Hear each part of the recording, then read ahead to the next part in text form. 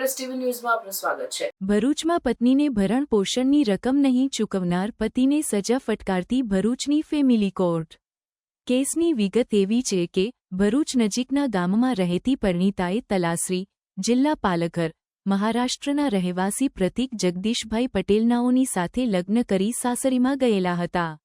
લગ્ન દરમિયાન પત્નીએ બાળકીને જન્મ આપેલો હતો અને પતિએ પત્નીને અવારનવાર માનસિક શારીરિક ત્રાસ આપી 10 લાખની દહેજની માંગણી કરી હતી।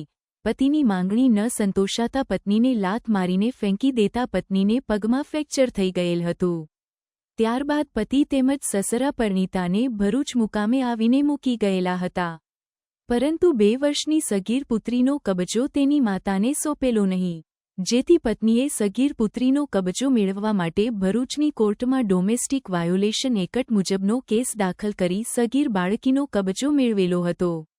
ત્યારબાદ પત્નીએ તેના પતિની સામે ભરણ પોષણ મેળવવા માટે કોર્ટમાં કેસ દાખલ કરેલો હતો, જે કેસ ભરૂચના ફેમિલી કોર્ટના પ્રિન્સિપલ જજ કે.આર. ઉપાધ્યાયની કોર્ટમાં ચાલી જતા પત્નીના એડવોકેટ રાજેશ ટી. પ્રજાપતિની દલીલોને ગ્રાહ્ય રાખી પત્નીને 10,000 તથા સગીર પુત્રીને 5,000 ચૂકવવાનો હુકમ કરેલો હતો, જે હુકમ મુજબ પતિએ તેમની પત્નીને કુલ 1,66,000 ચૂકવેલા નહીં, જેથી ફેમિલી કોર્ટે પતિ સામે રિકવરી વોરંટ અને અરેસ્ટ વોરંટ કાઢેલ હોવા છતાં પતિએ કોઈ રકમ જમા કરાવેલ નહીં, જેથી ફેમિલી કોર્ટે પતિને ભરણ પોષણની બાકી રકમની સામે 420 દિવસની સજાનો હુકમ કરેલો છે, જે હુકમ બજવણી માટે તલાસરી પોલીસ સ્ટેશનના જવાબદાર અધિકારીને સજા વોરંટની નકલ મોકલી આપેલ છે અને પોલીસે પતિની ધરપકડ કરવાના ચક્રો ગતિમાન કરેલ છે।